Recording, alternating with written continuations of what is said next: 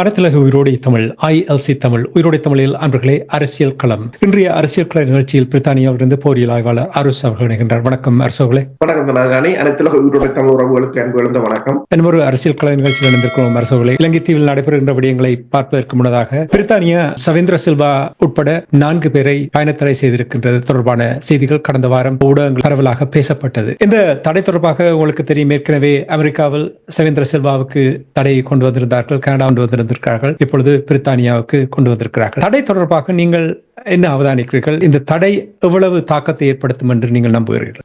தடை கொண்டு வந்தது தொடர்பாக நாங்கள் அதனை பாராட்டலாம். ஏனென்றால், ஒன்று, இலங்கை அரசு தமிழ் மக்கள் மீது மேற்கொள்கின்ற மனித உரிமை மீறல்கள், அவர்கள் இதை இனப்படுகொலை என்று அவர்கள் கொண்டு வரவில்லை.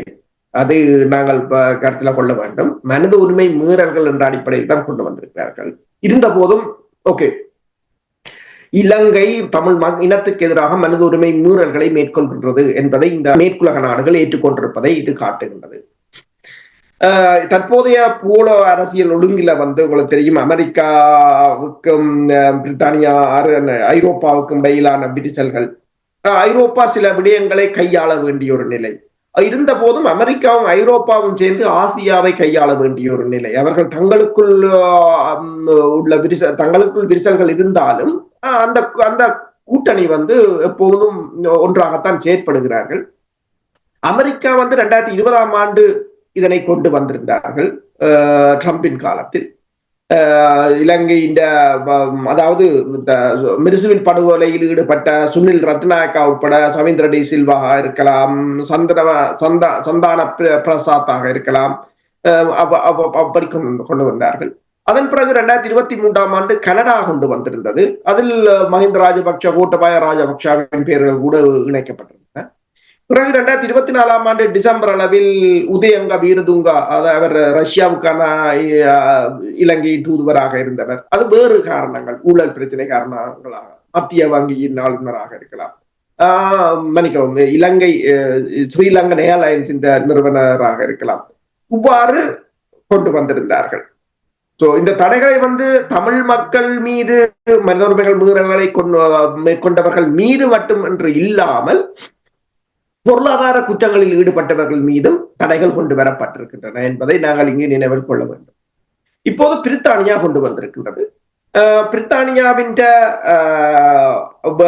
வெளிவார செயலாளரும் பொதுநலவாய அபிவிருத்தி வெளிவார செயலாளருமான டேவிட் லமி அவர்கள் தெரிவிக்கும் போது, இலங்கையில் மேற்கொள்ளப்படுகின்ற இன நல்லிணக்கப்பாடுகளுக்கு இந்த தடை மிக முக்கியமானது என்று கூறியிருக்கின்றார். அது மட்டுமல்லாது, இந்த முறை முதல் முறையாக இலங்கையின் அதாவது துணை ராணுவ குழு என்று சொல்லி கருணா குழுவின் தலைவர் மீதும் தடையை கொண்டு வந்திருக்கிறது பிரித்தானியா. கொழும்பு ஊடகங்களை பொறுத்தவரையில் இந்த தடை அங்கு இருக்கின்ற தமிழ் மக்களை மகிழ்ச்சி படுத்துவதற்காக கொண்டு வந்தது. ஏனென்று சொன்னால், இந்த முறை உங்களுக்கு தெரியும், பிரித்தானியாவில் முதல் முறையாக தமிழ் நாடாளுமன்ற உறுப்பினர் தெரிவு செய்யப்பட்டிருந்தார் தொழிற்கட்சியினூடாக. அதற்கு ஒரு நன்றி கடனாக தொழிற்கட்சி இதனை கொண்டு வந்திருக்கிறது என்று. அந்த நாடாளுமன்ற தேர்தலின் போது கூட இலங்கை மீதான தடைகளை கொண்டு வருவோம் என்ற ஒரு தேர்தல் வாக்குறுதி வழங்கப்பட்டிருக்கின்றது. அந்த வாக்குறுதிக்கு அமைவாக இது கொண்டு வரப்பட்டிருக்கிறது என்றதை இப்போது தென்னிலங்கை ஊடகங்களும் மெல்ல மெல்ல சொல்ல தலைப்பட்டிருக்கின்றன. ஆனால் இது என்ன பிரச்சனை என்று சொன்னால், இந்த தடையின் பின்னணி என்ன என்று சொன்னால், அண்மையில் உங்களுக்கு தெரியும், கடந்த வாரம் நாங்கள் கதை பேசும்போது கூறியிருந்தோம், அமெரிக்காவின் இந்தோ பசிபிக் பிராந்தியத்தின் கட்டளை அதிகாரி இலங்கைக்கு சென்றிருந்தார். அவர் இலங்கை அதிகாரிகளுடன் பேச்சுக்களை நடத்தியிருந்தார். இலங்கைக்கு 3 கரையோர காவல் படகுகளை வழங்கியதாகவும், மேலும் ஒன்று அடுத்த வருடம் ஜனவரி மாதம் அளவில் வழங்க உள்ளதாகவும் தெரிவித்திருந்தார். அதன் பிற்பாடு பிரித்தானியாவின் இந்தோ பசிபிக் பிராந்தியத்துக்கான பணிப்பாளர் பென் மெலர் போயிருந்தார் இலங்கைக்கு. அது பெரிதாக பேசுபொருளாக வெளியில் வரவில்லை. அவர் சென்ற சமயம் அவர் இலங்கை அதிகாரிகளுடன் பெருமளவில் கதைத்திருந்தார். என்னென்று சொன்னால் செப்டம்பர் மாதம் வரவிருக்கின்ற ஐக்கிய நாடுகள் சபையின் மனித உரிமைகள் ஆணைக்குழுவில் பிரித்தானியா ஒரு தீர்மானத்தை கொண்டு வரப்போவதாகவும் அந்த தீர்மானத்தை இலங்கை அரசு ஏற்றுக்கொள்ள வேண்டும் என்று சொல்லி, உங்களுக்கு தெரியும் அந்த 15வது தீர்மானத்தை இலங்கையும் ஏற்றுக்கொண்டிருந்தது. அது இலங்கையில் மிகப்பெரிய ஒரு பேசுபொருளாக இருந்தது. அப்ப இந்த 60வது கூட்டத்தொடரில் ஒரு தீர்மானத்தை பிரித்தானியா கொண்டு வரப்போவதாகவும் இணைத்தலைமை நாடுகளினூடாக அது இலங்கையும் அதனை ஏற்றுக்கொள்ள வேண்டும் என்றும் இரகசியமாக பேசப்பட்டதாகவும் கொழும்பு தகவல்களின் அடிப்படையில் அந்த தீர்மானத்தை இலங்கை அரசிடம் அவர்கள் அதன் வரைவை காட்டியிருக்கிறார்கள். ஆனால் அது தொடர்பாக வெளியில் கூறவில்லை யாரும். ஆனால் இலங்கை அரசு அதனை மறுத்திருக்கின்றது, தாங்கள் அந்த தீர்மானத்தை ஏற்றுக்கொள்ளப் போவதில்லை என்று. அந்த இழுபறிகளுக்கு பிற்பாடு அவர் அங்கு நிற்கும் போதே, இலங்கையில் நிற்கும் போதே வெளிவார அமைச்சகம் இங்கு இந்த அறிவித்தலை வெளியிட்டிருக்கு. அப்ப இது அந்த தீர்மானத்தை இலங்கை அரசு ஏற்றுக்கொள்ள வேண்டும் என்பதற்காக போடப்பட்ட ஒரு அழுத்தமாக பார்க்கப்படுகின்றது. அப்ப இவர் என்ன செய்திருக்கிறார் என்று சொன்னால், அதாவது இந்தோ பசிபிக் பிராந்தியத்தின் டைரக்டர் இலங்கை அரசு அதிகாரிகளை சந்தித்திருக்கின்றார். அதே நேரம் தமிழ் தரப்பு என்று சொல்லி சுமந்திரனை கூப்பிட்டு கலைத்திருக்கின்றார். அவர்களுக்கும் இது முன்கூட்டியே தெரியும். இந்த பிரித்தானியாவின் தடை வரப்போவதெல்லாம் சுமந்திரனுக்கு முன்கூட்டியே தெரியும். இலங்கை அதிகாரிகளுக்கும் அது தெரியும். கலைத்திருக்கிறார்கள். இந்த தீர்மானத்தை கொண்டு வருவதற்கான முயற்சியாக இருக்கின்றது. அதாவது இந்த தீர்மானத்தில் என்ன இருக்கின்றது என்பது தொடர்பாக இன்னும் வெளிவிடப்படவில்லை. 2021ஆம் ஆண்டு கொண்டு வந்த தீர்மானம் சாட்சியங்களை சேகரித்தல், பாதுகாத்தல், அதன் ஊடாக ஒரு பொறிமுறையை உருவாக்குதல் என்று இருந்தது. அதற்கு $2.2 மில்லியன் தேவை என்று சொல்லி நிதி ஒதுக்கீடுகளும் மேற்கொள்ளப்பட்டிருந்தது. அதுக்கு பிறகு அது என்ன நடந்தது என்று ஒரு பேருக்கும் தெரியாது. அப்ப இப்ப அது தொடர்பாக அதனை மேலும் பலப்படுத்துவதன் ஊடாக இலங்கையை, அதாவது உங்களுக்கு தெரியும் தற்போதைய பூகோள அரசியல் நெருக்கடியில் சீனாவுக்கு சவாலாக மேற்குலகம் நகர வேண்டும் என்று சொன்னால் அதில் இலங்கையை அவர்கள் தங்கள் ஒரு ஆளுமையின் கீழ் கொண்டு வருவதற்கான ஒரு அழுத்தமாகத்தான் இந்த தீர்மானம் வரப்போகிறதா என்பதை நாங்கள் செப்டம்பர் மாதம் தான் பார்க்க முடியும். அழுத்தமாகத்தான் இதை பயன்படுத்தினார்கள் நீங்கள் கூறும் பொழுது, நான் அறிந்த வரையில் இங்கே சட்டத்திறனிகள் இதன் பின்னணியில் இருந்து செயல்பட்டார்கள் என்பதை நான் அறிந்திருக்கின்றேன். தமிழர்கள் இனி அமைப்புகளும் இணைந்து செயல்பட்டிருக்கிறார்கள். இவை ஓரளவுக்கு திருப்தியை தருகிறது. ஆனால் இவர்களுடைய இந்த பயண தடையால் தமிழர்களுக்கு இதனால் என்ன லாபம்? உண்மைதான். இதனால் என்ன லாபம் என்றது ஏனென்று சொன்னால், நீங்கள் கேட்கிற கேள்வி புரிகிறது. என்னென்று சொன்னால், அமெரிக்கா கொண்டு வந்த தடை 2020ஆம் ஆண்டுக்கு 5 வருடங்கள் ஆகின்றன. அதில் பெருமளவில் எந்த மாற்றங்களும் இடம்பெறவில்லை. இது இலங்கைக்குள் அது இதுவரையில் எந்த மாற்றத்தையும் ஏற்படுத்தியது இல்லை. ஏனென்றால் இது வெளியில் தான் இந்த தடைகள், அவர்களுக்கு வெளியில் சொத்துகள் இருக்கிறதோன்னு தெரியாது. அவர்களின் பயண தடை தான் அவர்கள் மீது இருக்கின்றது. ஆனால் இப்ப சவேந்திர டி சில்வா மீது அமெரிக்கா தடையை கொண்டு வந்த பிற்பாடு கூட அவருக்கு மிக முக்கிய பொறுப்புகள் இராணுவத்தில் வழங்கப்பட்டிருந்தன. முப்படை பிரதானியாக பதவி உயர்த்தப்பட்டிருந்தார். சிங்கள தேசத்தில் அதில் எந்த விதமான அவர் மீதான எதிரொலிப்புகளும் ஏற்படவில்லை. இந்தியா அவரை கூப்பிட்டு அவரை சிறப்பு விருந்தினராக கூட பல நிகழ்வுகளுக்கு கூப்பிட்டிருந்தது, பயிற்சிகளுக்கு கூட கூப்பிட்டிருந்தது. அப்ப ஆசிய நாடுகளில் அது பெரிய அளவில் எதிரொலிக்கவில்லை. சிங்கள மக்களை அது பாதிக்கவில்லை. உண்மையில் பொருளாதார தடை என்பதை இலங்கை அரசு மீது கொண்டு வருவார்களாக இருந்தால் தான் அது மிகப்பெரிய இது. தனிப்பட்ட நபர்கள், அதுவும் ஓய்வு பெற்றவர்கள், பெருமளவானவர்கள் ஓய்வு பெற்றவர்கள், அரசியலில் இருந்து ஒதுங்கியவர்கள் என்னும் போது அது இலங்கையில் பெரிய அளவு பாதிப்பை ஏற்படுத்தும். ஆனால் ராஜதந்திர ரீதியாக தமிழ் மக்கள் உண்மையில் இதை தமிழ் மக்களை பொறுத்தவரையில் உண்மையில் ஒரு ஒருங்கிணைந்து செயற்படுவார்களாக இருந்தால், அல்லது ஒரு சயின்டிபிக்காக செயற்படுவார்களாக இருந்தால், அல்லது ராஜதந்திர ரீதியாக செயற்படுவார்களாக இருந்தால், இதனை பேஸாக கொண்டு இதனை மனித உரிமைகள் மீறல், போர்க்குற்றம், இனப்படுகொலை என்ற ரீதிக்கு கொண்டு செல்லலாம் அனைத்துலக ஆதரவுகளுடன். உதாரணமா பார்த்தீங்கன்னு சொன்னால், இதில் மிக முக்கிய பங்காற்றிய தமிழ் அமைப்புகளும் இருக்கின்றன. அதற்கு அப்பால் நீங்கள் பார்த்தீர்கள் என்று சொன்னால் இந்த ITJP என்று உண்மையும் நீதிக்குமான செயல் திட்டம் என்று சொல்கின்றது. இது தென்னாப்பிரிக்காவை தளமாக கொண்டது. அதன் தலைவராக இருக்கிறது ஜஸ்மின் சூகா. இவர் 2010 ஐக்கிய நாடுகள் சபையினால் அமைக்கப்பட்ட பேங்கின் 3 அமைக்கப்பட்ட விசாரணை குழுவின் 3 உறுப்பினர்களில் இவர் ஒருவர். அவர் கிட்டத்தட்ட இலங்கையின் 60 அதிகாரிகள் அரசு தலைவர்களுக்கு மீது தடைகளை கொண்டு வர வேண்டும் என்று பரிந்துரைகளை செய்திருந்தார். கோத்தபாய ராஜபக்ஷ மீதும் கூட அமெரிக்காவுக்கு சென்ற போது, அவர் அப்போது அரசு தலைவராக இல்லாத சமயத்தில் சென்ற போது அங்கு பிடியாணையை வழங்கியிருந்த அவருக்கான அதாவது நீதிமன்ற அழைப்பாணையை வழங்கியிருந்தார்கள் அவர்கள் லசந்த விக்ரமதுங்கவின் படுகொலை தொடர்பாக. இவ்வாறான அமைப்புகள் இருக்கின்றன. அவர்களின் சாட்சியங்களை சேகரிக்கிறார்கள். அடுத்ததாக இந்த தமிழ் அமைப்புகளை பொறுத்தவரையில் அவர்கள் சரி நாங்கள் மனித உரிமைகள் தொடர்பாக அல்லது இதை இனப்படுகொலை என்றுதான் நிறுவப் போகிறோம் என்று சொன்னால் அதற்குரிய அத்தனை வழிகளையும் தேட வேண்டும், அத்தனை நாடுகளையும் ஒருங்கிணைக்க வேண்டும். பல்வேறு நாடுகளில் இடம்பெறுகின்ற இனப்படுகொலைகளை நீங்களும் அதில் ஒரு பங்காளிகளாக மாற வேண்டும். அதற்கான குரலை எழுப்புவதற்கு, எதிரான குரலை எழுப்புவதற்கு நீங்களும் அதில் ஒரு பங்காளிகளாக மாற வேண்டும். அண்மையில் ஒரு நேர்காணலை பார்த்தேன். இலங்கையில் அந்த நேர்காணலில் ரணில் விக்ரமசிங்காவின் அல் ஜசீரா ஊடகம் தொடர்பாகத்தான் ஒரு பிள்ளை பேசியிருந்தது. நல்லது, உண்மையில் அதில் அவர்கள் கேள்வியை கேட்டது அல்லது கதைத்தது. ஆனால் பல்வேறு நாடுகளில் இனப்படுகொலை இடம்பெறுகின்றது என்று கூறுகிறார்கள். காசா என்ற பெயரை சொல்லவே பயப்படுகிறார்கள். காசா என்ற பெயரை சொல்ல பயப்படுகிறவர்களுக்கு என்னென்று நாங்கள் இன்னொரு பல இடங்களில் இவ்வாறு இடம்பெறுகின்ற போதுதான் உண்மையில் அன்றைக்கு மெதிஹாசன் ஒன்றை கூறியிருந்தார். முள்ளி வாய்க்காலில் இடம்பெற்ற ஒரு ஒத்திகை அது இப்போது காசாவில் அப்படியே நடைமுறைப்படுத்தப்படுகின்றது என்று சொல்லி அவ்வாறு எல்லோரும் பேசுகிறார்கள் தெளிவாக.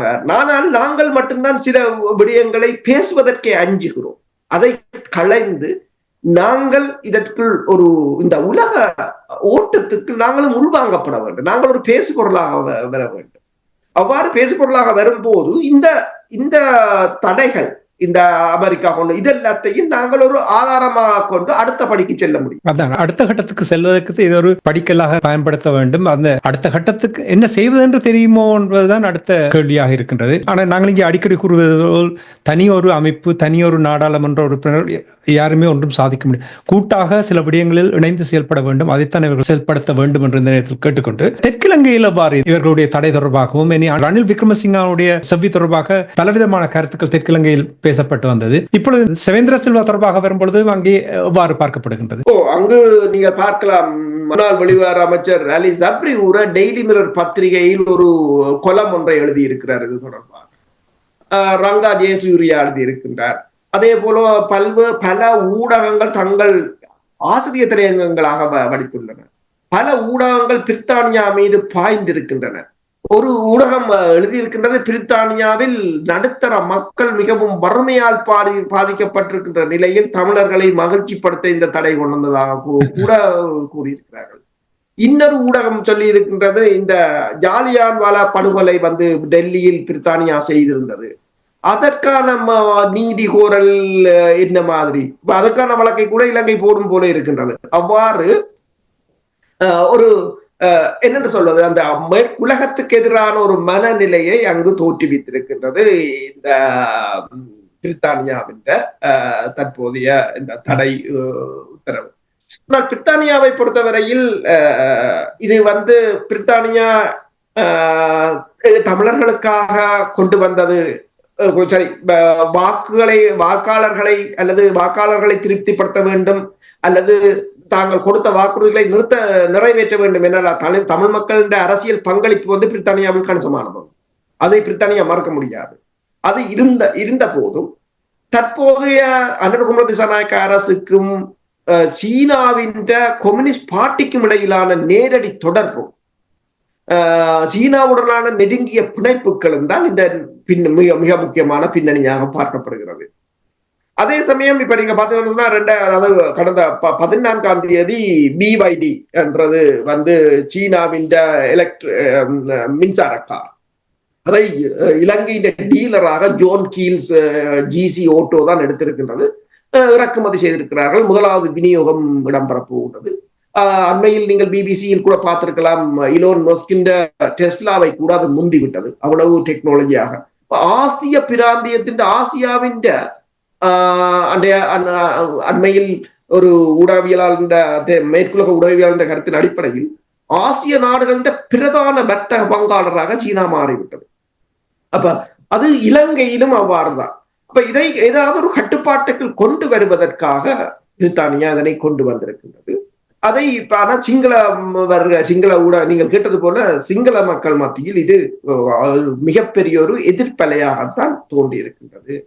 ஆனால் இது கிவ் அண்ட் டேக் பாலிசி தான். இப்ப அவர்கள் தங்களுக்கான ஒரு நன்மைக்காக இதை கொண்டு வந்தாலும் அதை எங்களுக்குரிய நன்மைக்காக எவ்வாறு மாற்றுவது, அதை எந்த முறையில் அதை அரசியல் ராஜதந்திர ரீதியாக அதனை அணுகுவது என்பது மிக மிக முக்கியமானது. நிச்சயமாக அதான் கூறுகின்ற விடயங்களை வைத்து பார்க்கும் பொழுது பெரிய ஒரு விடயத்தை விட்டுக் கொண்டிருக்கின்ற பாருங்க. இலங்கை தீவில் போர்ட் சிட்டி வந்து விட்டது. ஹம்பாந்தோட்டை அங்கே அவர்கள் நிறைய திட்டங்கள் அங்கே போட்டுக் கொண்டிருக்கிறார்கள். கார் இறக்குமதி செய்கிறார்கள் என்றால் பார்த்தீர்கள், இலங்கை தீவில் சீனாவுடைய ஆதிக்கம் மிகவும் அதிகமாக இருப்பேன். ஸ்ரீலங்காவும் சரி இந்தியாவும் சரி இதை கவனிக்காமல் இருக்கும் பொழுது ஒரு கட்டத்தில் நான் நினைக்கிறேன் இது சீனாவினுடைய ஒரு மாநிலமாக மாறப்போகிறதோ எனக்கு தெரியவில்லை. அப்படி மாறினாலும் கூட ஆச்சரியப்படுவதற்கு ஒன்றும் இல்லை என்று கூறலாம்.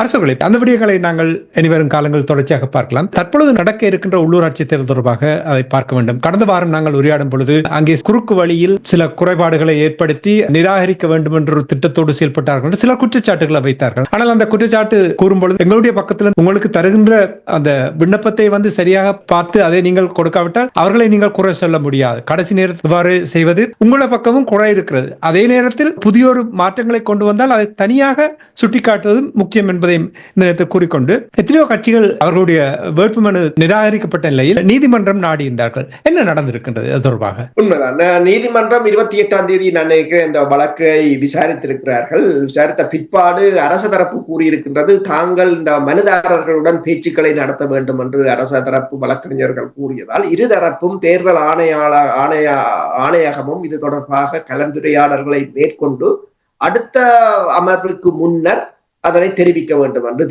தெரிவித்திருக்கிறார்கள். உண்மையில் நீங்கள் பார்த்தீங்கன்னு சொன்னால் இங்க கூட இப்ப நாங்கள் வேலை செய்யற கம்பெனியில ஒரு புதுசாக லோ வரும்போது டிரான்சிஷன் பீரியட் இருக்கு, ஒரு கிரேஸ் பீரியட் கொடுப்பாங்க. என்ன சொன்னால் அது பலருக்கு விளங்காது, பலருக்கு விளங்கும். அதுக்காண்டி அதுக்குரிய கால வரை கொடுக்கப்பட்டிருக்கு. இன்றைக்கு லோவை கொண்டு நாளைக்கு நடைமுறைப்படுத்துறது இந்த நாட்டிலும் இல்லை. சில இப்ப எம்டிஆர்ன்றது எங்களுக்கு எம்டிடில இருந்து எம்டிஆருக்கு மாறும் போது 3 வருடம் டிரான்சிஷன் பீரியட் கொடுத்திருந்தாங்க. அதுக்குள்ள நீங்கள் அதையும் பயன்படுத்தலாம், இதையும் பயன்படுத்தலாம், ஒரு கிராஜுவலா தான் மாற்றலாம். இதற்கு முன்னரும் இந்த உள்ளூராட்சி தேர்தல்கள் இடம்பெற்றிருக்கின்றன. இவ்வளவு தூரம் ரிஜெக்ட் பண்ணலாம் இல்லை. இந்த தடவை இவ்வாறு ரிஜெக்ட் பண்ண என்று சொன்னால் அதற்கான கால அவகாசத்தை கொடுத்திருக்க அல்லது திருத்தப்படும். இது இப்ப பாரிய குற்றச்சாட்டுன்றது இது என்று சொன்னால் ஒரு கிரிமினல் ஒஃபென்ஸ் உள்ளவர்கள் தங்கள் அடையாளங்களை மறைத்து அல்லது போலியான ஆவணங்களை சமர்ப்பித்து அவ்வாறு போவதைத்தான் முற்று முழுதாக ரிஜெக்ட் பண்ணுவது. எழுத்து பிழைக்காக அல்லது சின்ன சின்ன தவறுகளுக்காக என்பது இது அரசியல் நோக்கம் கொண்டது என்பது தெளிவாக தெரிகின்றது இந்த தேசிய மக்கள் முன்னணி. ஏனென்றால் சொன்னால் இதுவரை வந்த நாளுக்கு அவர்களால் எதையும் சாதிக்க முடியவில்லை. யாரையும் ஊழல் குற்றச்சாட்டில் தூக்கி உள்ளுக்கு போடவில்லை. ஊழலில் பறிபோன பணம் எதுவும் மீட்கப்படவும் இல்லை. அவர்களின் இப்ப பிரதான குற்றவாளிகள் யார் என்றால், நாட்டில் என்ன பிரச்சனை நடந்தாலும் பிரதான குற்றவாளி யார் என்றால் முன்னைய அரசு. என்ன நடந்தாலும் முன்னைய அரசு, இல்லை என்று சொன்னால் குரங்குகள், இல்லது என்று சொன்னால் நாய் ஓடினது என்று சொல்லி இவ்வாறு தான் தங்களுக்கான ஒரு காரணங்களை தேடுகிறார்களே தவிர மக்கள் மத்தியில் பெருமளவாக தற்போதைய அரசு அந்த முன்னைய தான் வழங்கிய வாக்குறுதிகளை கூட நிறைவேற்ற முடியாத ஒரு நிலையில் இருக்கிறார்கள். இந்த நிலையில் தான் தமிழ் மக்களின் பிரச்சனையை பொறுத்தவரையில் தமிழ் மக்களை அரசியல் ரீதியாக தாங்கள் வென்று விட்டோம் என்பதை சிங்கள தேசத்துக்கு ஒரு தங்கள் இந்த நிறைவேற்றாத வாக்குறுதிகளுக்கு மாற்றீடாக இதனை கொண்டு போய் சேர்ப்பதில் முனைப்பாக நிற்கிறார்கள். அதை மறைமுகமாக நீங்க பார்த்தீங்கன்னு சொன்னால் இதுவும் ஒரு இனவாதம் தான்.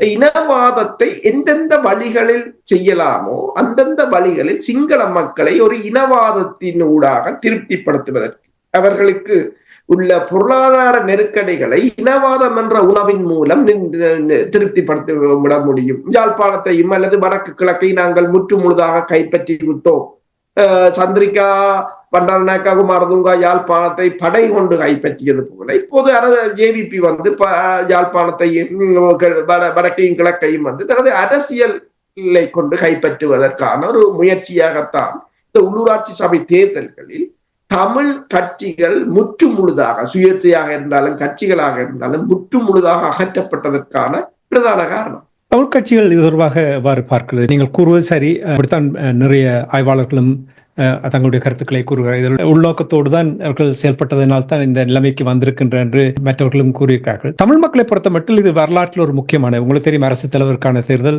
எவ்வாறு நடைபெற்றது, பொது தேர்தல் எவ்வாறு நடைபெற்றது, உள்ளூராட்சி தேர்தல், இனி இருக்கின்றது மாகாண சபை தேர்தல், அதுவும் என்ன செய்ய போகிறார் தெரியவில்லை. ஆனால் இப்ப இந்த உள்ளூராட்சி தேர்தல் தமிழ் மக்கள் சரியாக செயல்படுத்தாவிட்டால் என்ன விளைவுகள் ஏற்படும்? உண்மைதான். என்னென்று சொன்னால் உள்ளூராட்சி சபை தேர்தல்களையும் கைப்பற்றி விட்டால் அது ஒரு கிராஸ் ரூட் லெவல் அரசியல் என்று சொல்வது. ஜேவிபியின் வெற்றியின் போது, வெற்றியின் பின்னர் அவர்கள்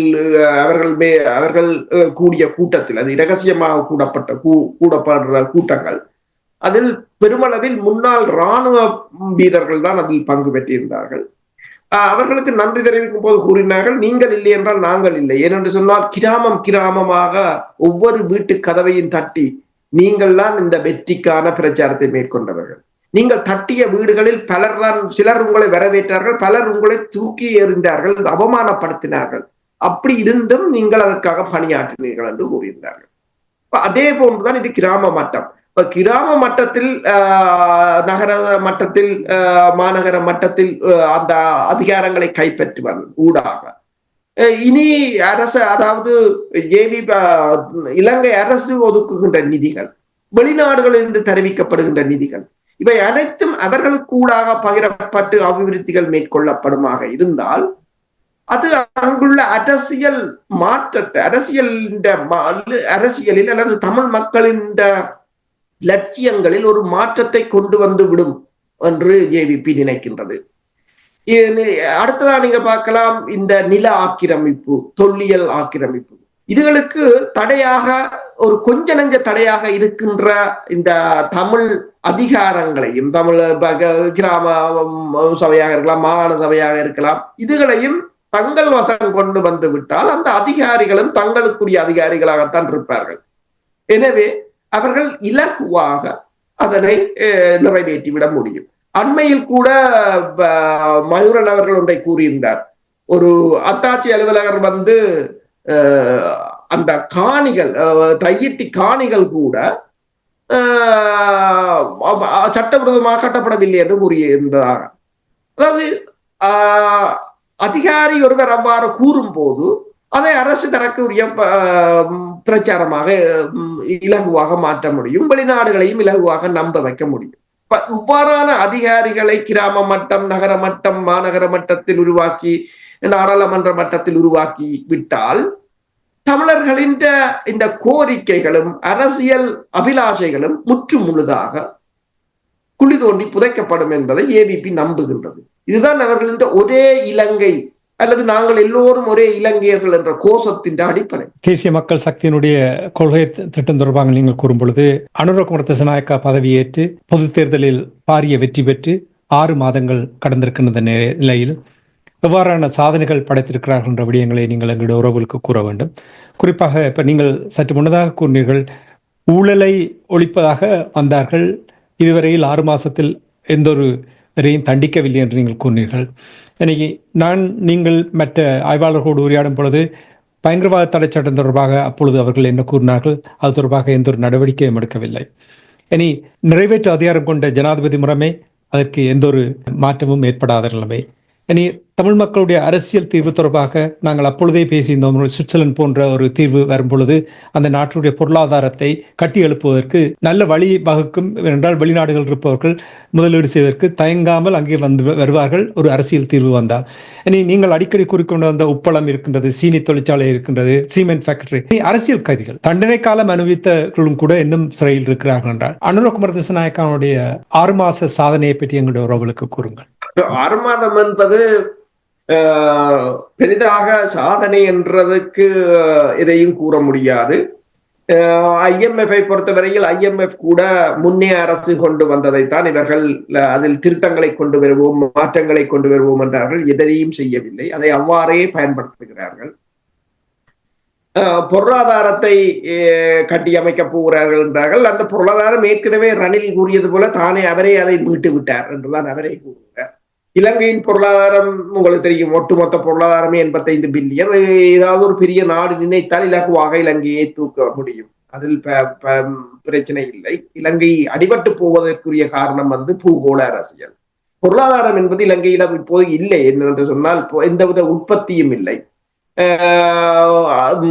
பழமையாக இருக்கின்ற பொருட்களை, அதாவது ரப்பரோ தேயிலையோ ஒன்று அல்லது ஆடை தொழிற்சாலையோ என்றால் அது மிகவும் குறைந்த வருமானம் உள்ளவை.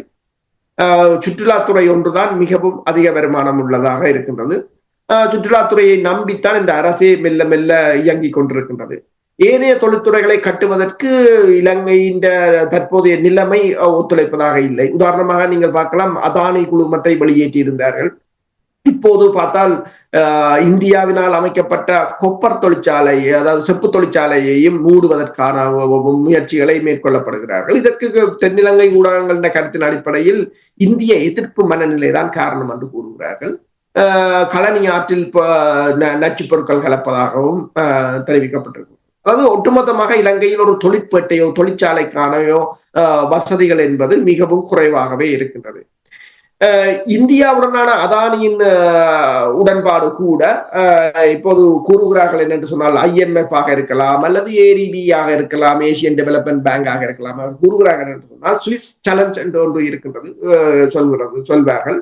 அதாவது ஒரு கொள்முதல் ஒரு திட்டத்தை செயல்படுத்தும் போது அதற்கான டெண்டர் கோர வேண்டும். அதில் இருக்கின்ற குறைந்த விலையை பயன்படுத்தித்தான் பேரம் பேச வேண்டும் என்று சொல்லி இது எதுவும் அங்கு இடம்பெறவில்லை, எல்லாம் ஊழலாக இடம்பெற்றது என்றுதான் கூறப்படுகின்றது.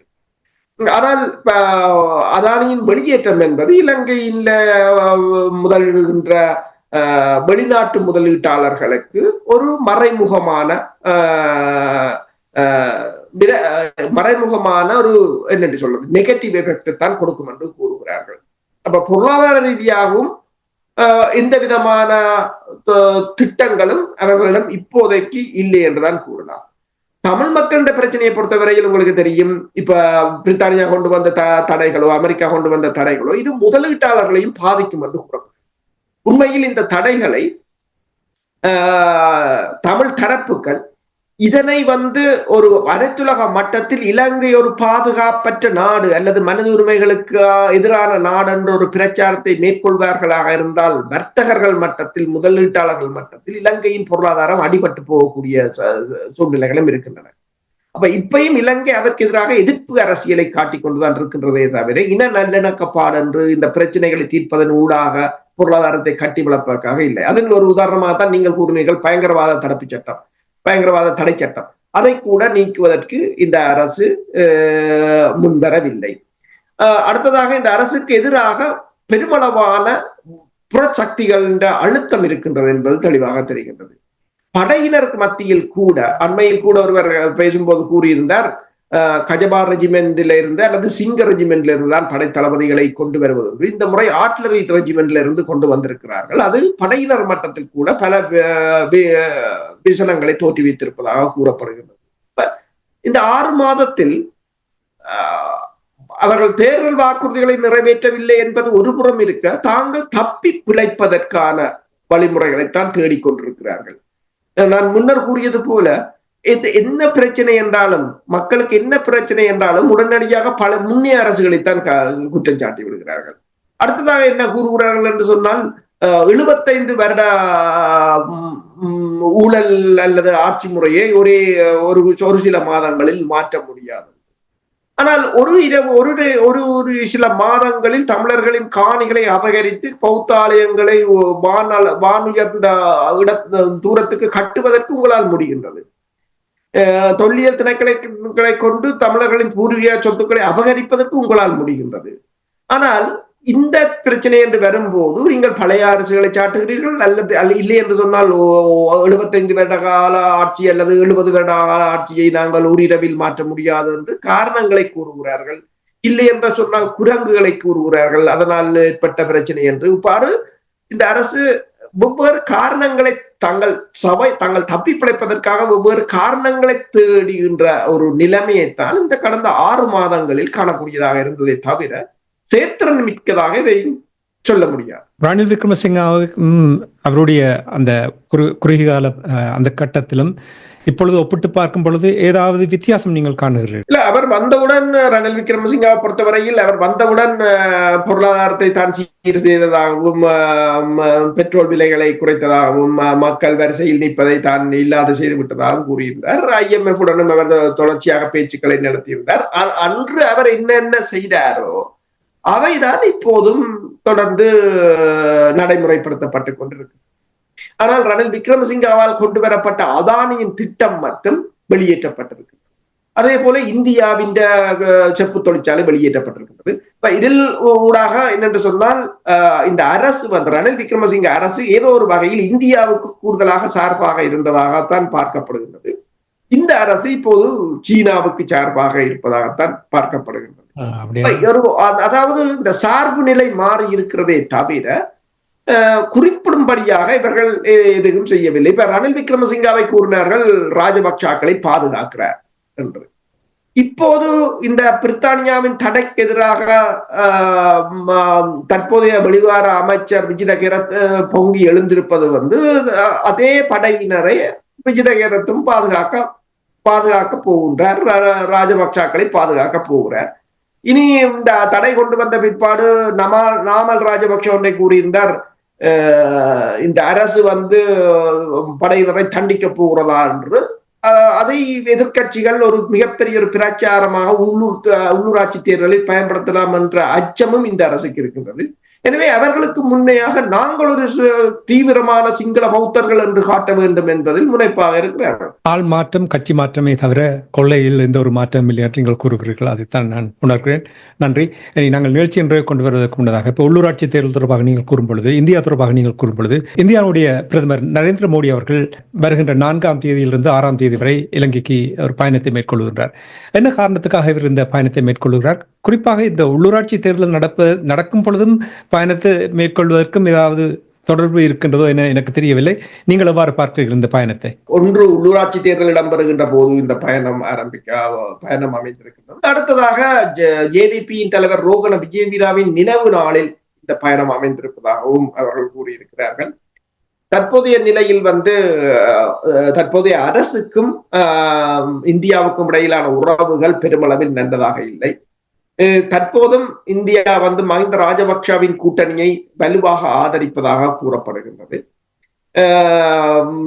அதாவது மஹிந்த ராஜபக்ஷ கூட்டணி ரணில் கூட்டணியை அமைப்பதன் ஊடாக இந்த இலங்கை அரசுக்கு ஒரு சவாலாக இந்தியா மாறும் என்று இலங்கை அரசு கருதுகிறது. எனவேதான் அனுர்குமார் திசாநாயக்க அரசு சஜித் தலைமையிலான எதிர்கட்சிகள் ஒரு பலவீனமான எதிர்கட்சியை கொண்டு வருவதன் ஊடாக பலமான எதிர்கட்சியை பின்தள்ள முற்படுகின்றது. இந்திய பிரதமரின் வருகை என்பது உங்களுக்கு தெரியும், அதானி குழுமத்தின் வெளியேற்றம், இப்ப தொடர்ச்சியாக இந்தியாவின் நிறுவனங்கள் மீது இலங்கை மேற்கொள்கின்ற கெடுபிடிகள், இப்ப இவற்றின் மத்தியில் இலங்கையில் இந்தியா வலுவாக, அதாவது நான் முன்னர் பல தடவை கூறியது போல இந்தியாவுக்குரிய 9 அயலவர்களில் இலங்கை தான் ஓரளவாவது இந்தியாவுடன் நிற்கக்கூடியதாக இருக்கின்றது. ஏனைய நாடுகளுடன் இந்தியாவுக்கான உறவுகள் சரியாக இல்லை. இறுதியாக நீங்கள் பார்க்கலாம், பங்களாதேஷுக்கும் இந்தியாவுக்கும் இடையிலான உறவுகளும் முறிவடைந்திருந்தன. பங்களாதேசத்துக்கு இப்ப இந்த 4 மாதங்களாக நிறுத்தி வைத்திருந்த மின்சாரத்தை கூட இப்போதுதான் அதானி குடும்பம் வழங்குவதற்கு முன் வந்திருக்கின்றது. அப்ப இந்த நிலையில் இலங்கையுடனான ஒரு வர்த்தக உறவுகள் மேற்கொள்வதற்கு இந்தியா பல தடவைகள் முயன்றிருக்கின்றது.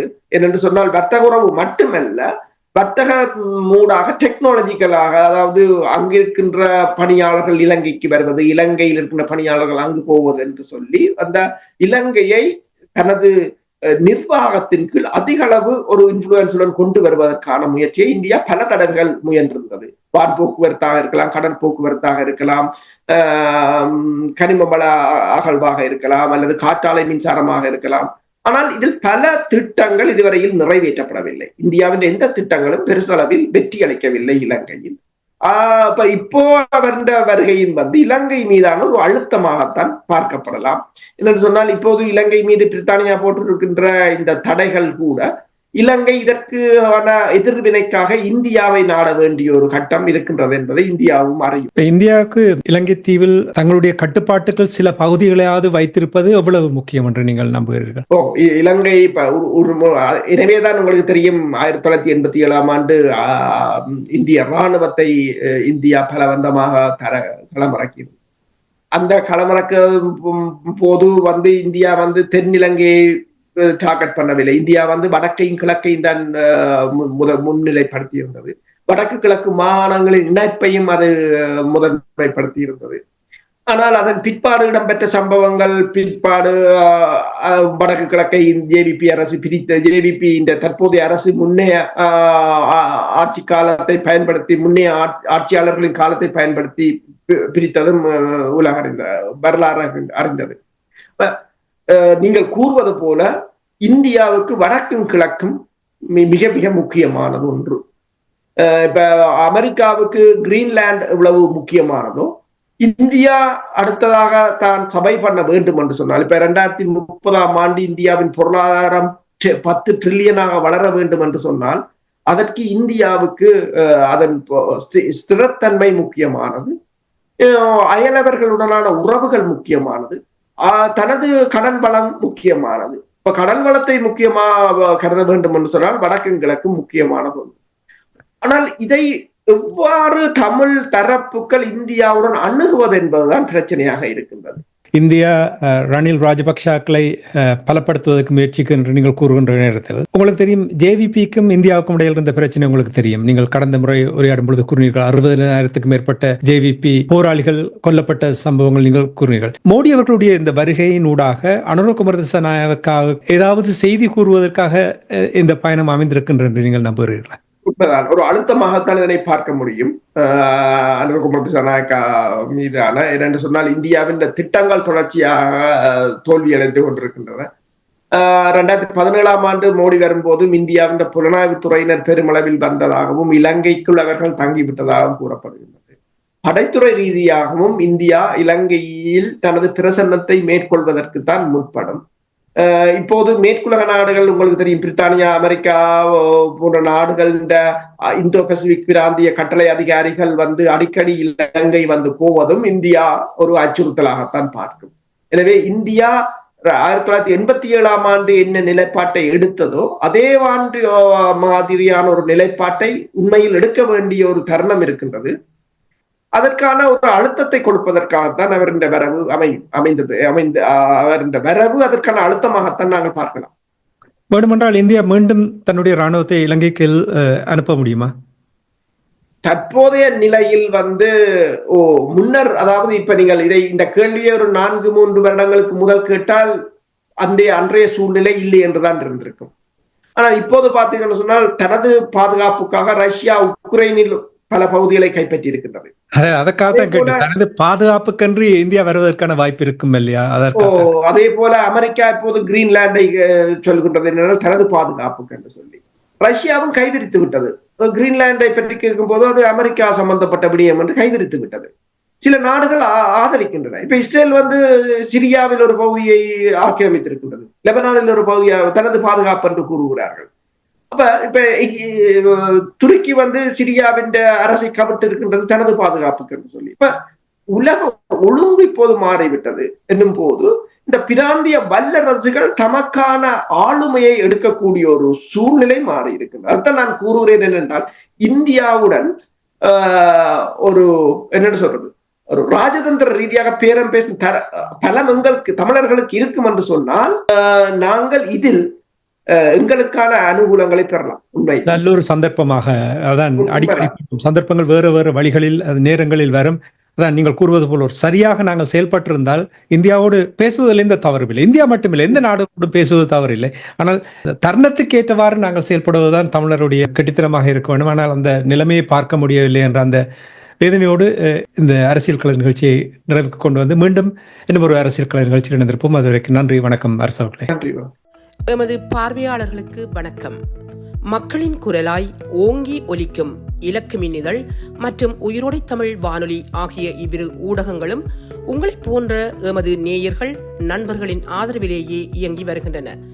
மிக குறைந்த வளங்களுடன் பல இடர்கள் மற்றும் தடைகளை தாண்டி பயணிக்கும் எமது ஊடகங்களின் பணிகள் மேலும் வளர உங்களால் முடிந்த நிதியுதவியை வழங்கி இன்னும் காத்திரமான செயற்பாடுகளை முன்னெடுக்க உதவுமாறு மிகவும் பணிவன்புடன் வேண்டி நிற்கின்றோம். உங்கள் பங்களிப்பு உங்களின் உரிமை குரலாய் ஓங்கி ஒலிக்கும். நன்றி.